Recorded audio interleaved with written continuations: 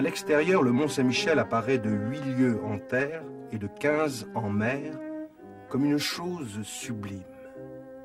Une pyramide merveilleuse dont chaque assise est un rocher énorme façonné par l'océan ou un haut habitacle sculpté par le Moyen-Âge. Et ce bloc monstrueux a pour base tantôt un désert de sable comme Khéops, tantôt la mer comme le Ténérife. Au Mont Saint-Michel, Victor Hugo ne s'y rend qu'une seule fois, le 27 juin 1836. Le séjour est bref, une dizaine d'heures tout au plus, mais les visions si intenses que l'écrivain s'en trouvera marqué à jamais. Ce qui va frapper Hugo au Mont Saint-Michel, c'est un jeu de contraste, un jeu d'antithèse. Et le mot se retrouve également dans sa correspondance. Il est sensible à la beauté extérieure, à la beauté des grèves, à la beauté de tout l'environnement, et puis il est sensible à la désolation intérieure. À l'intérieur, le Mont Saint-Michel est misérable. C'est un village immonde, où l'on ne rencontre que des paysans sournois, des soldats ennuyés et un aumônier tel quel. Des spectres en guenilles qui se meuvent dans des pénombres blafardes sous les vieux arceaux des moines.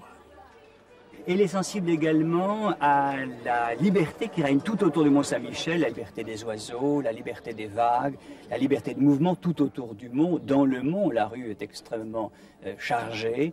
Et puis, inversement, il y a ces prisonniers qui sont là, 850 à l'époque où Hugo est de passage dans le mont, qui sont, eux, privés de liberté.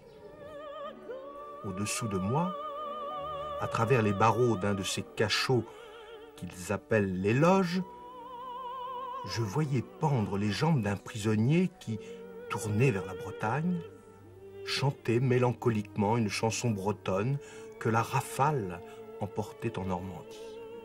Et puis, il y avait au-dessus de moi un autre chanteur qui était libre, celui-là.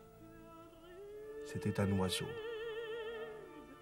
Moi, immobile au-dessus, je me demandais ce que les barreaux de l'un devait dire aux ailes de l'autre. Dans l'œuvre de Victor Hugo, Le Mont imprimera sa trace à divers poèmes et quelques romans tels 93 ou Les Misérables, lorsque sont évoqués les sables mouvants. Brusquement, il enfonce. Il enfonce de 2 ou 3 pouces. Il est condamné à cet épouvantable enterrement long, infaillible, implacable, impossible à retarder ni à hâter, qui dure des heures, qui n'en finit pas. C'est la terre noyant l'homme, la terre pénétrée d'océan devient pierre.